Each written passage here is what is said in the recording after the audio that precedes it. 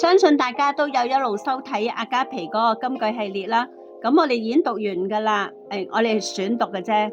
咁啊，再跟住咧係5月17號咧，我哋會讀嗰個金句咧，就係屬關於升天嘅，因為嗰日咧係升天主日。其實之前嗰幾日已經係升天噶啦。咁好啦，再跟住咧就而家咧就加幾個小題目啦。咁跟住呢個咧就係 adoption 係收養啊。咁收養係點解㗎？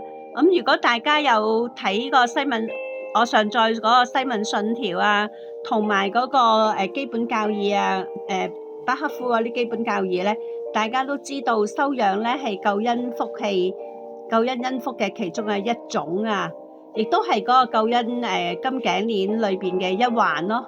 咁好啦。咁而家咧係讀呢個 NASB 裏邊嘅解釋啦。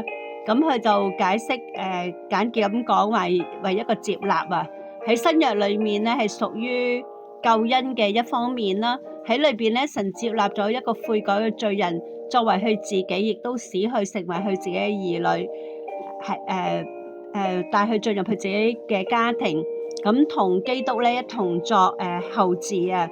咁有一紮經文啦，咁之後我哋會陸續讀噶啦。願榮耀頌讚歸於真神，